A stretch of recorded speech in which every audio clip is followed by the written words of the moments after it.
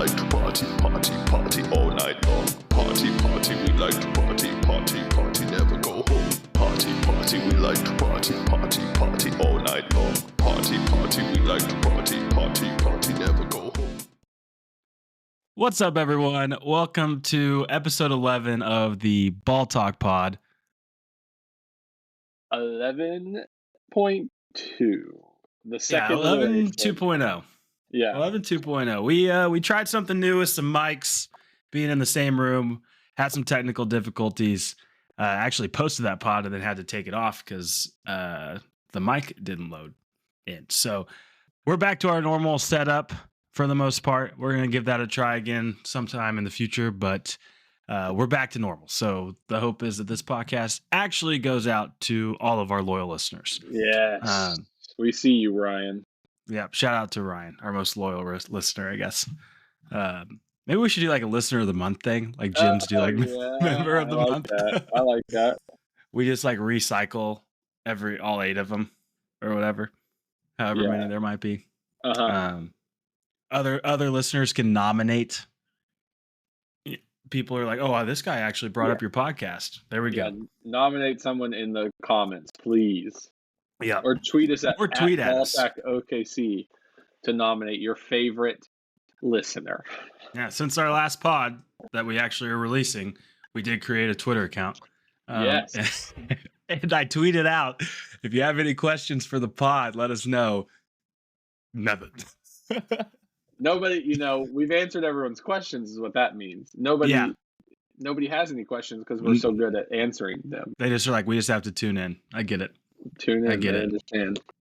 But kicking off tonight's pod, we're going to go with our little segment, News of the Week. The top news story for Chris and myself since the last time we did this. Chris, do you want to lead off? Yes, I will. So it's been a big week, or a big couple weeks, for offensive coordinators and defensive coordinators going around shopping their name, trying to get as much money as they can. College and NFL. College and NFL. And over the past two impacting Oklahoma players, one being Jim Knowles, has decided to go back to where he's from and go to Penn State. He's from Philly. OU offered him some absurd amount, like $3 million a year, to come be the defensive coordinator at OU and be the highest paid coordinator in the nation. But apparently Penn State offered him a very similar deal and he couldn't turn that one down. So for all of you who thought just because his fiance lived in Enid, Oklahoma, he would come to OU, you were wrong. So sorry about that. And then secondly, Liam Cohen of the Buccaneers, the NFL Buccaneers, formerly of the Buccaneers, was Baker Mayfield's offensive coordinator.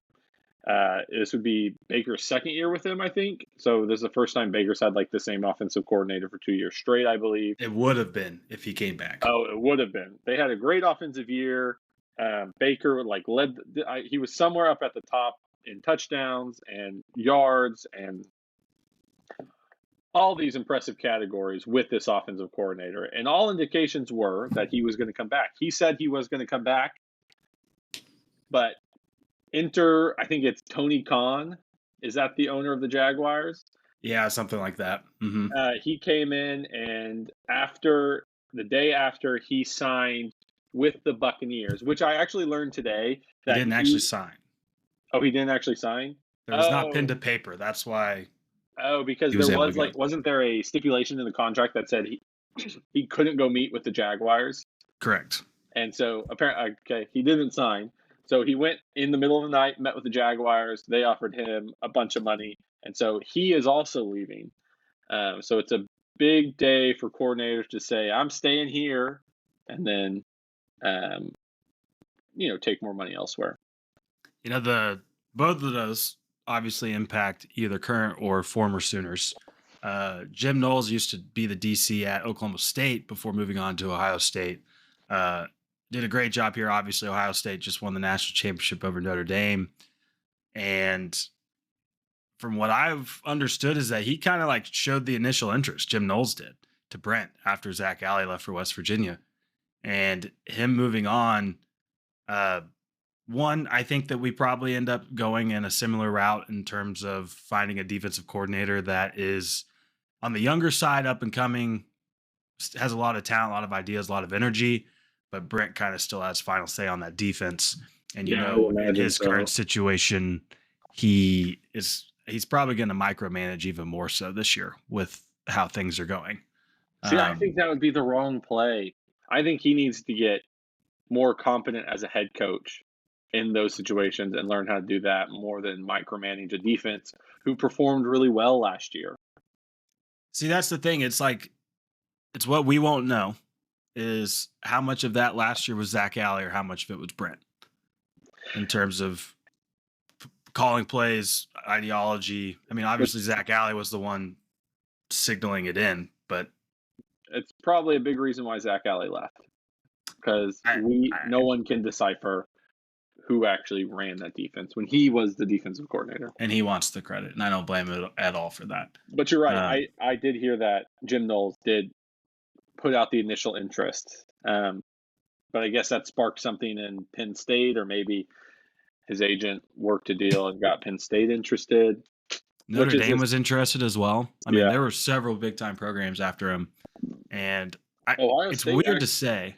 Ohio. Yeah. Well, one thing, Ohio State actually told him not to come to the parade, so he's not invited to the National championship parade.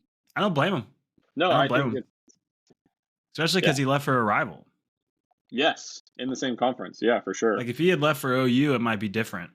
Or even, I mean, they just played Notre Dame, but I mean, Penn State, Ohio State is always built up as the big game of the year, and then Penn State gets destroyed.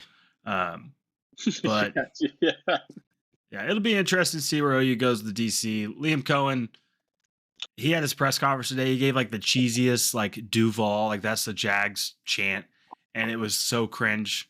It's a bummer for Baker. We'll see where the Bucks go from here, but hopefully, it doesn't take back too much of the progress he had made in Tampa.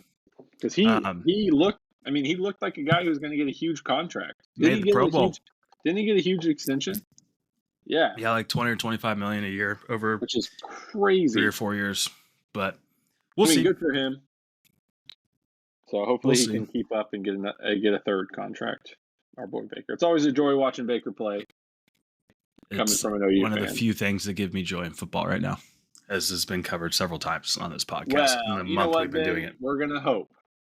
What are we doing? We are hopeful. Hopeful. Okay, say it with me. Well, sometimes if it's like a mantra. You got to repeat it to actually believe it. Yeah, just stare in the mirror every morning and just scream hope. I am hopeful. Yes, that might help a lot of people out there. So, what is your news, Ben? Yep. Tell me your news.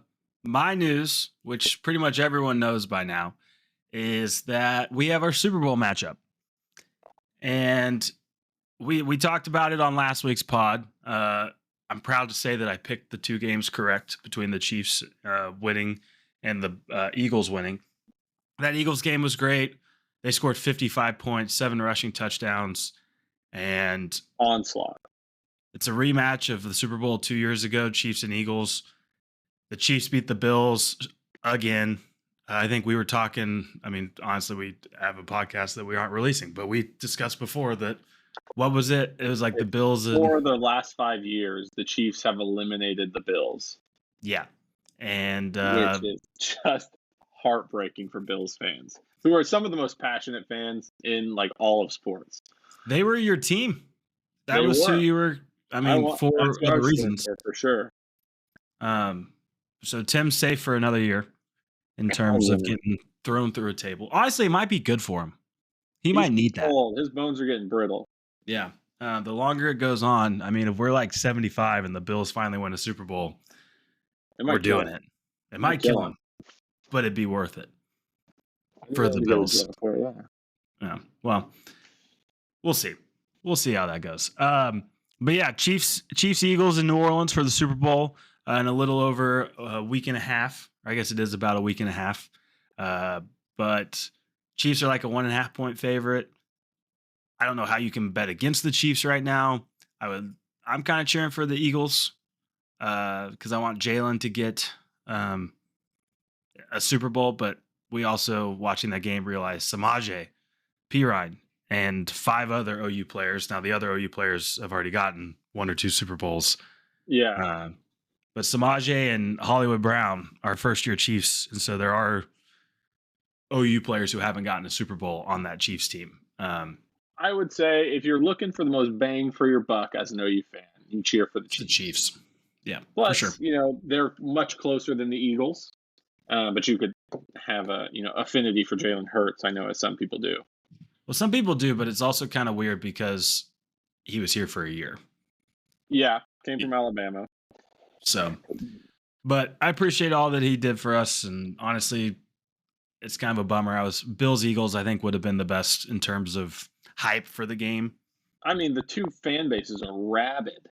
Both fan bases live and breathe. It's like I was talking to somebody, and they were talking about how rabid Philly fans are. It feels a little bit like it's their high school team that they're everyone is cheering for them, and everyone that goes to the game, everyone's talking about it.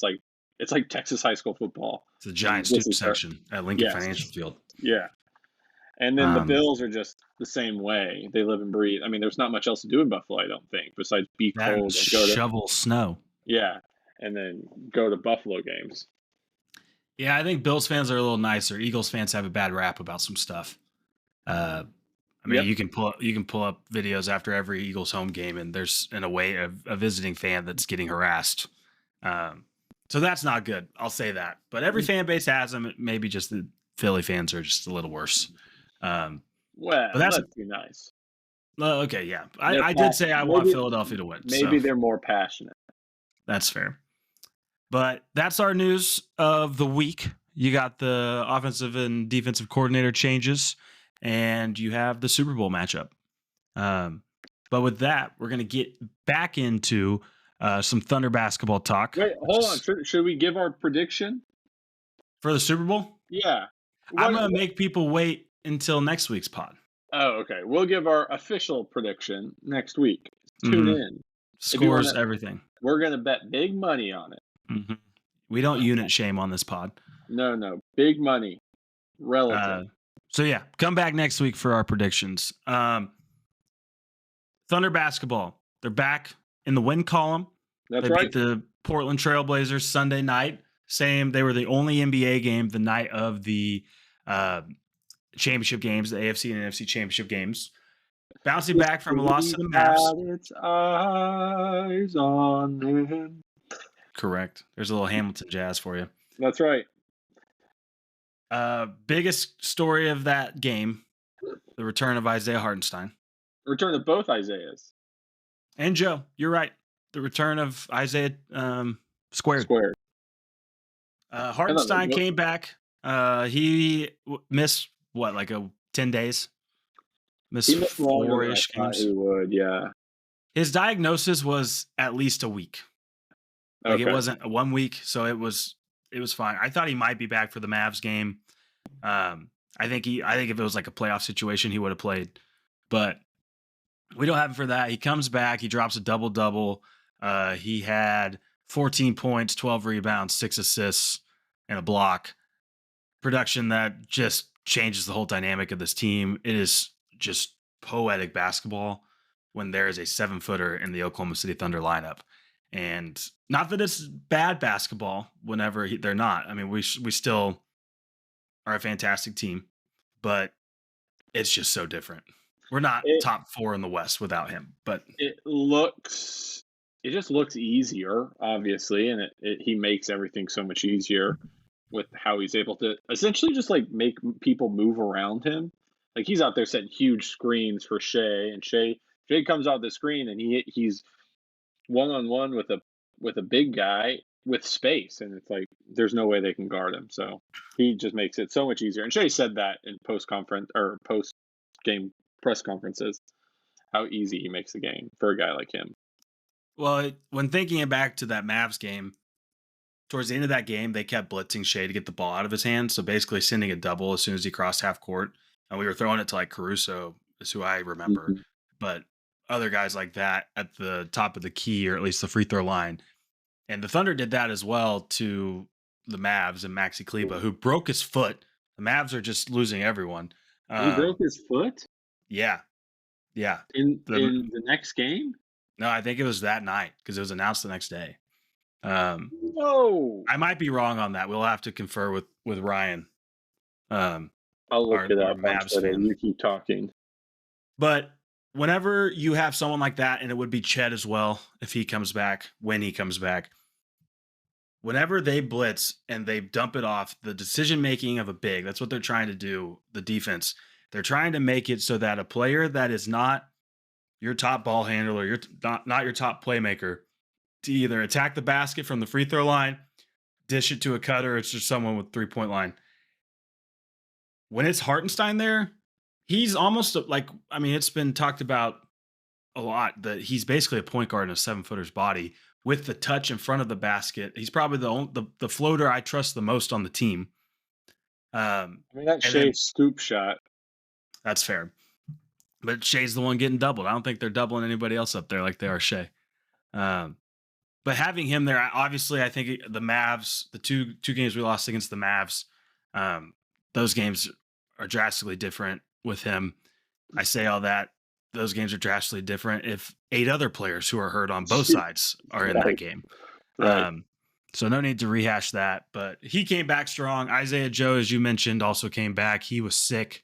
I think the safe assumption is the flu, just because that seems to be what's going around right now. Right. But he was 3 of 7 from the 3-point line, 42%, 16 points overall.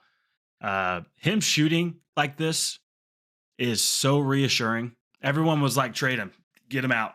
Right. We need Cam Johnson. Him coming back in. I think I saw today he's shooting 49% in the month of January, included. Like, obviously he missed a few games, but he had that game in New York where he was like 8 of 11 from 3 or whatever it was. Him shooting like this, just one provides another person out there that stretches out the defense. You have to guard him.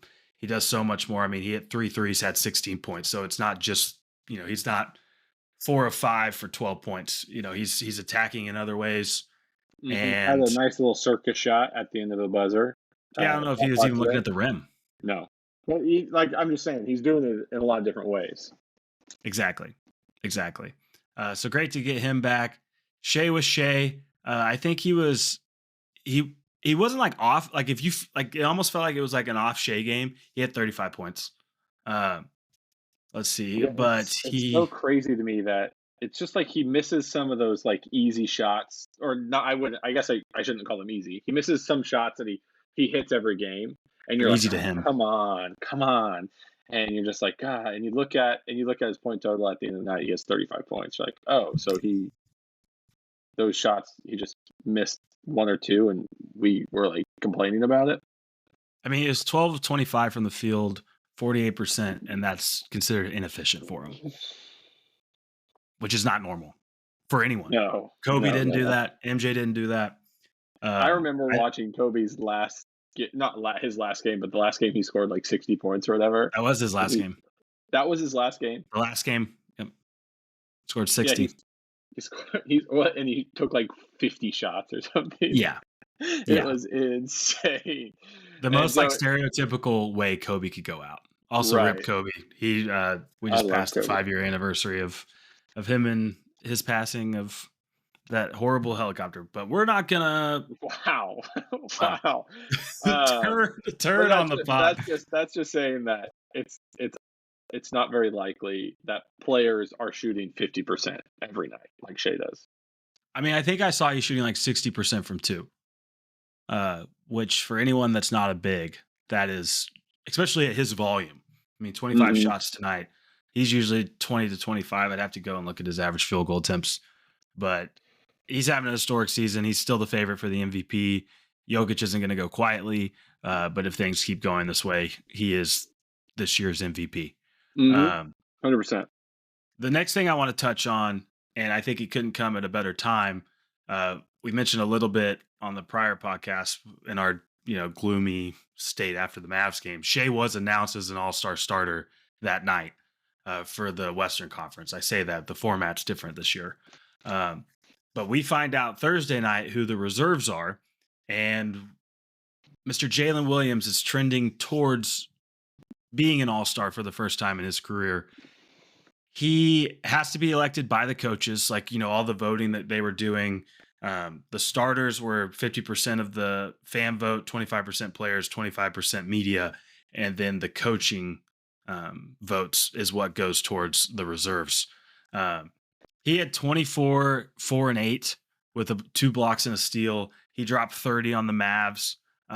So the games that he's been playing since that, because the coaching voting did not go live until that night, from my understanding.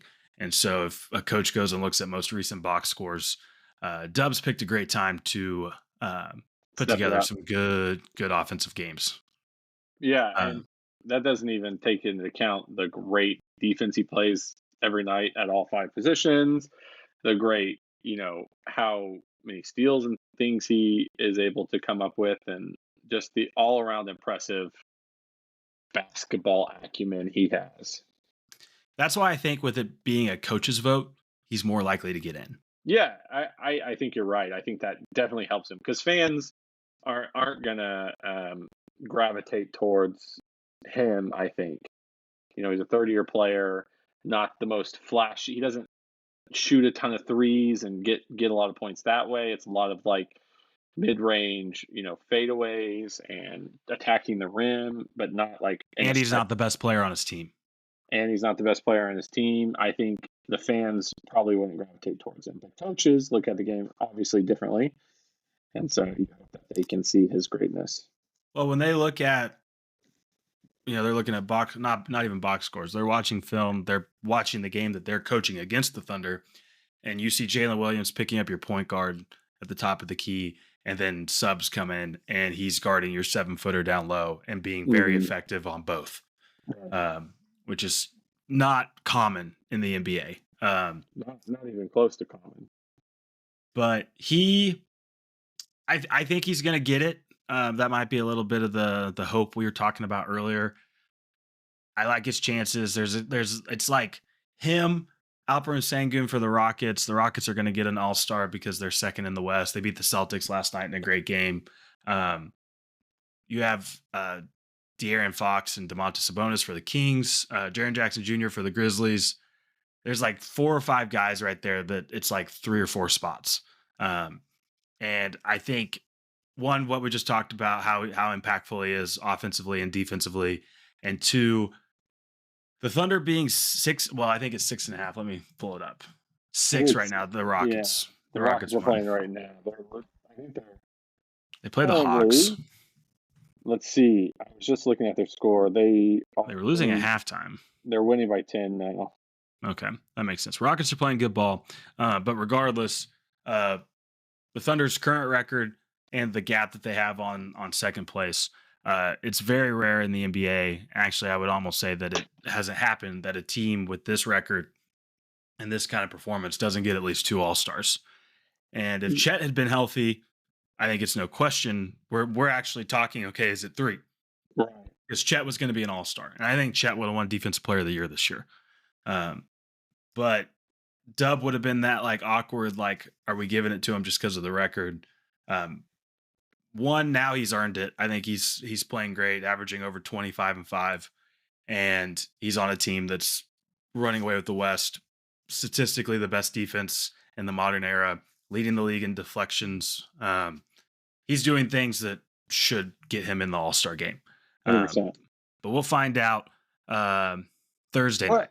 Yeah, if you think about it, the Cavs, very similar record. I know we have the best record in the NBA right now. But the Cavs, I'm not saying the East and the West are going to be completely equal in like player talent and things like that. But they're going to get 3 or 4 All-Stars in, which just shows that when a team is that dominant, they tend to have more players. Like when the Warriors were winning all those games, they had 4. They had Draymond, Steph, Clay, and Kevin Durant. Yeah, I think that also one contributing factor to that, the East versus the West. The West is so much deeper. I don't think it's as good as people thought it might be this year. You have the Warriors not playing well, the Mavs obviously with their injuries. don't have the record that you would think they would have. Minnesota hasn't been good. Suns haven't been good. The Kings fired their head coach and decided to start winning basketball games. Yeah. But now their point guard wants out. De'Aaron Fox is there. I saw that, and he wants to go to San Antonio. I don't blame him. If you're Victor Wembanyama's point guard for the next 10 years, you're going to look pretty dang good. Yeah. So we'll see if that comes true. Bradley Beal wants to go to Chicago. He said he'd waive his no trade clause to go to Chicago. Maybe they swap for Levine or something. I don't know. I wonder if he's. Suns I wonder if he's. me. Well, no, I'm just saying. Like, I wonder if he's like from Chicago. He's from St. Louis. He's from St. Louis. Okay, then it. Midwestern. I guess it's close. Maybe that was his team growing up. Maybe. Yeah, trade deadline is February 6th next week. So that'll be interesting. What do you think the Thunder are going to do, Ben? If anything, they're going to trade a pick or two that they have this year for picks down the line that have less protections on them to get more picks whenever this team is at its most expensive peak. So they can get cheaper rookie contracts and have contributing role players. I don't think that I don't know how, and everybody wants Cam Johnson because it's the flashy thing. He's 6'8", he shoots well, he doesn't really rebound. He doesn't really defend. Doesn't really defend. He's fine. Like, he's not a bad defender. He's played in the finals before. He was in Phoenix when they went and lost to the Bucks. This team we just talked about, they're 37-8. It's the best start in Thunder history. 2 games better than through 45 games. Through 45 games is the best start in Thunder history. 2 games better than the team that won 60 games, which is the Oklahoma City record. They're doing historic stuff without their second best player. They've never had their 2 centers play in the same game together, and they're playing this well. And so it's so hard to create a team that's this good. Why would you try to mess that up? You risk it. I mean, look at Hayward last year. I mean, were you pumped for Hayward last year at when we got him? I was very pumped. I think I told you I really thought he could be that. Because, you looked at what he did in Charlotte, what he did in Utah. You thought he could be like a second option guy to Shea and help us like break through. Or when he's on the bench. Yeah. What? He could stop any lull we had in the offense. He could take and make some shots and go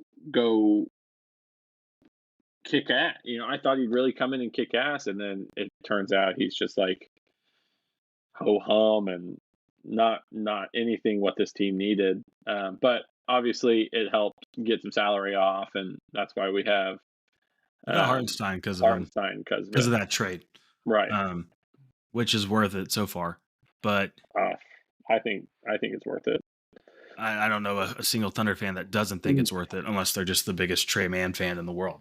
But I don't see anyone. I think the greatest acquisition the Thunder can make is a healthy Chet. Right. I saw a tweet today. It's like the biggest, like you said, the biggest acquisition in all the NBA at the end of the trade deadline is the Thunder are going to get Chet back. Yeah, and we'll have to see how healthy he is. I mean, if he comes back, whenever we were on our trip, they announced that Friday night that it was going to be 3 to 5 weeks. It's now been a week and a half. Friday will mark 2 weeks. We're 1 to 3 weeks away. That initial time frame, that 3 to 5 weeks, the 5th week exactly was the first game back from the All-Star break. And so I don't know how you don't just immediately, that had to be so intentional. But they're like, we're going to announce this now, and the time frame is going to be exactly lined up with the All-Star break, which is what everyone was kind of saying was, I don't even, and it's not even best case scenario. Best case scenario was like, oh, he's back in 8 to 10 weeks. He's able to play. The team's so good. We haven't needed that. It's like, no. Get as healthy as possible. Right. Like overly healthy. Like, I don't care. We're good. And so if he's able to come back, I think we discussed on the last pod that no one will ever hear. I wish his first game is at home. We start on the road the first 2 games after the All-Star break. So we'll see how that works out.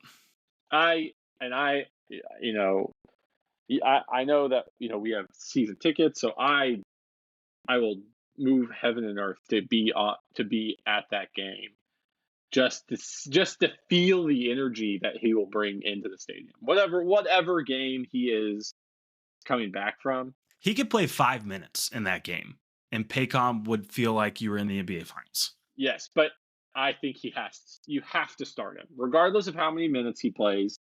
You have to start him, and like you said, it doesn't have to be for a ton of minutes. Like, because we are so good and have a lead over the next team in the West, you're able to play him. If you want to play him 15 minutes the first 2 games, and then you want to start building him up until he's up to like 30, 38 minutes, you have that luxury to give him a long runway because of how well this team has played in his absence. So, very, very cool, very interesting kind of wrinkle in the NBA season that's going to come to a head, but hopefully after the All-Star break. Well, it's crazy this team has been able to do this without Chet, and we've discussed it a little bit, especially after that great stretch where we beat the Knicks twice and the Celtics and split with the Cavs. And there's nothing left in the regular season this team has to accomplish for me to think they could go win an NBA Finals or an NBA championship. That being said, for a team that established with the expectations already there, with nothing left to prove in the regular season, there's still going to be like 20 or 30 games that as Thunder fans are going to be just insanely exciting to watch. To see, and it doesn't even have to go like perfect. Right. Because of how good they are. And so, I mean, if he comes back, I mean, there's a few games at the end of February. If all he played was the first game in March until the end of the season, it's 23 games. And I counted them today. There are 9 games left between now and the All-Star break. So we might only have 9 more Chetless games. And I do think he'll sit a little. He won't play every game when he comes back. Like, he won't play all 23 games. He won't, like, they'll sit him in a back-to-back, or, they're not going to rush him back more than they have to. But it's exciting. This is one of those seasons where it's like, last year felt like the good old days because it was like it was like we stole it. Like, we aren't supposed to be this good. Yeah. This year is still close enough to that it's like, as Thunder fans, appreciate where we are. But also don't be satisfied, because if the worst thing that could happen is that we do this twice, where Presti builds the greatest basketball team on earth and we don't win a championship either time. And that's all I'm going to say on that, because I don't want to put that into the universe any more than I already did. Knock on wood. Knock on wood. There we go. Or knock on glass. Whatever works. But yeah, Chris, before we talk a little bit about some OU stuff, one thing that we discussed on the last pod that no one will ever hear is that Phil Jackson has this belief that in the regular season, there is this metric that he gauges contenders by, in terms of teams that he thinks, okay, you can go win a championship. And those are the teams that win 40 regular season games before losing 20. Now, I'll remind you of the Thunder schedule, or the Thunder record currently. They are 37-8. They have to go 3-11 to hit that over the next 14. Gotcha. I think, and I'm curious what you think of this. Do they hit 40 before 10? Well, let's go game by game. Let's see what they say.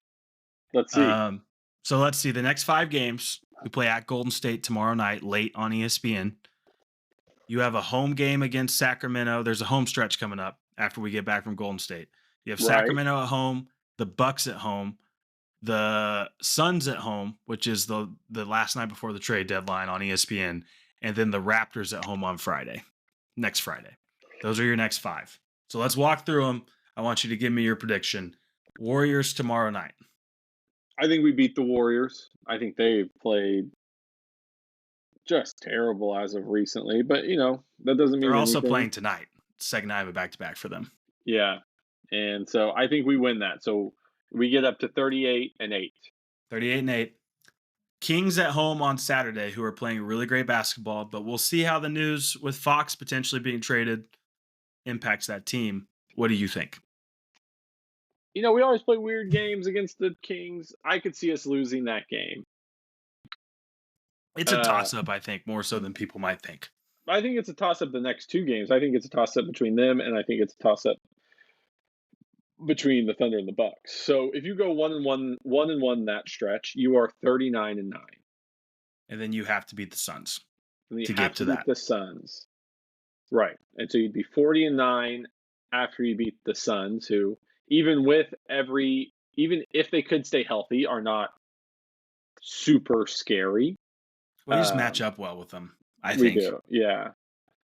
So I think we get there. I think prediction. I think we're 40-9. That's fair. Split the Kings Bucks game some way. Beat the Suns. Yeah, is how you anticipate. I don't disagree with that. I say all that. It wouldn't shock me if we swept all those with how this. This team has done incredible things already. It would not shock me. It wouldn't shock me if we were like 40-8. Yeah. Yeah. But before we move on to that OU talk real quick, let's run through some of these other teams and teams that we think might hit it. I got the standings pulled up.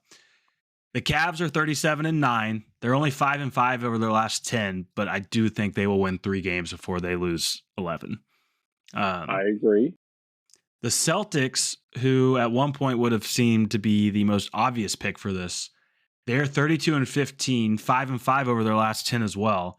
So they have to go 8-4, which I do think is doable. I think they're going to do it. It's just almost crazy to me. I don't know if there's like a championship hangover from last year that they're that close to maybe not getting that. I think they miss it by 1. I think they end up being like 39-20 or something. That's fair. Which it's not like, black and white. It's not like if you don't hit this, you're not going to win the championship or anything. Right. Knicks are 31-16. They're 7-3 over the last 10, winning 4 straight. Obviously, we're not getting into the next 10 or 15 games for each of these teams. That one's kind of matchup dependent.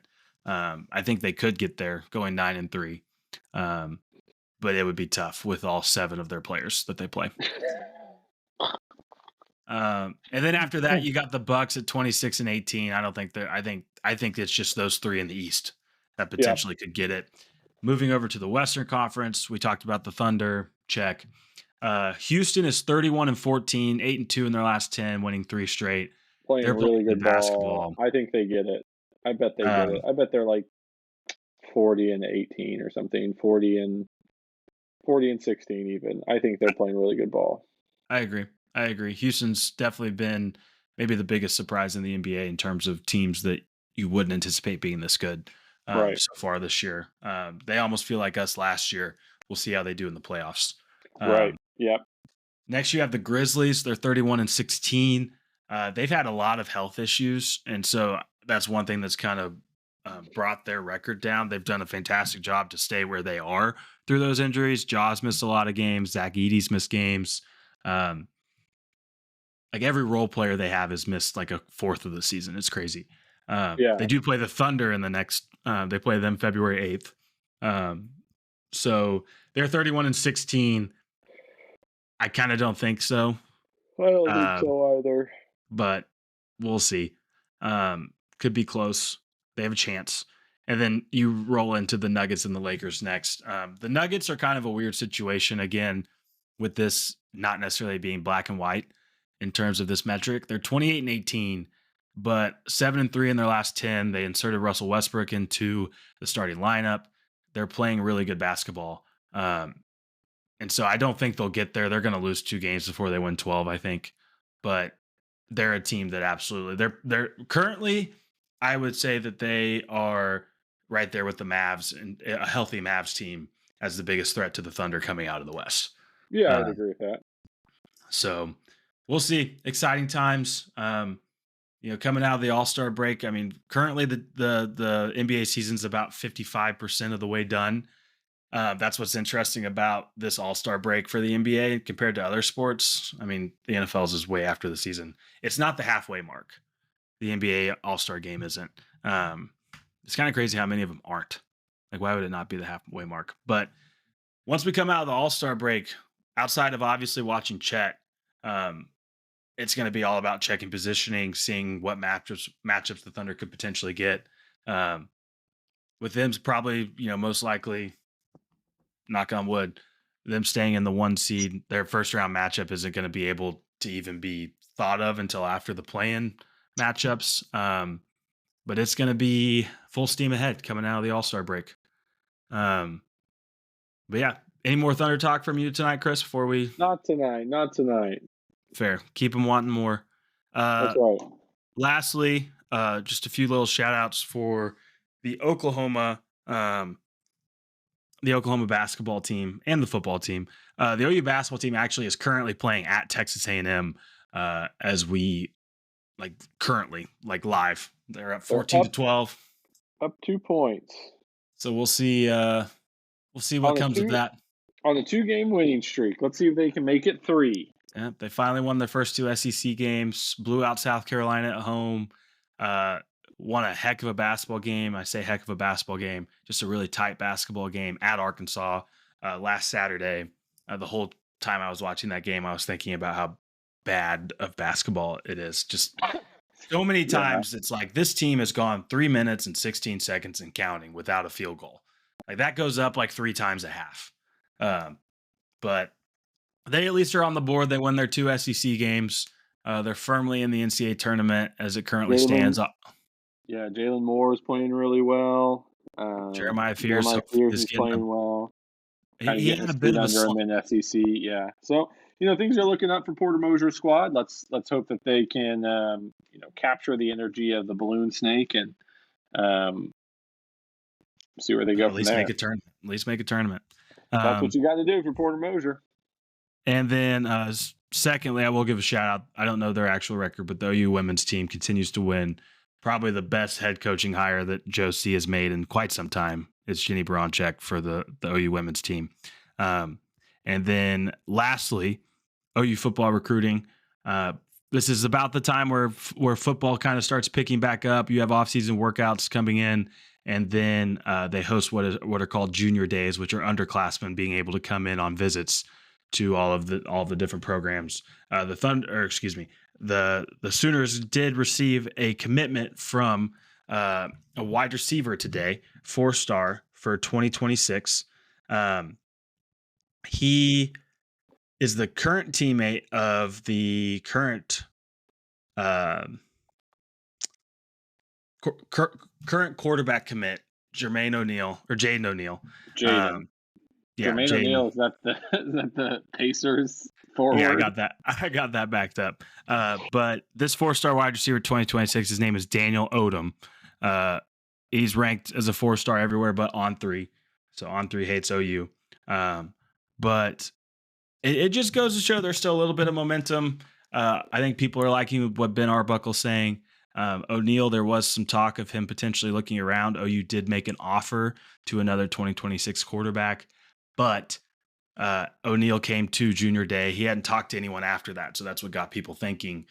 He did post a tweet saying the present and the future of a picture with him next to John Mateer, and then his current high school teammate commits to OU to come play with him.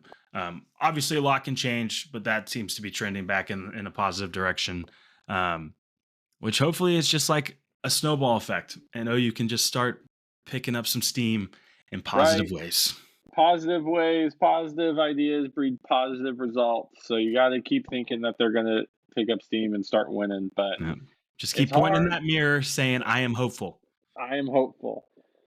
We just got to win next year. If we don't win, I'm going to be so sad. This year, at least the Thunder have been so good that you're just like, I've been able to hang my hat and think about the Thunder. But next year, I don't think I'll be able to distract myself quite as easily. The hope is the Thunder have given us something so big that I don't care about football next year. Whatever happens, happens. A parade, perhaps? Yep. If that happens, if we had to sacrifice the OU football program for a 5-year period, whatever. I don't care. Yeah. But yeah, there's your episode 11 2.0 of Ball Talk. Apologize for the technical difficulties, but we're getting that ironed out. But Chris, anything else for the people tonight before we hang it up? Nothing for the people. All right, people. Appreciate y'all. We'll talk to you next time. See you. Bye, people.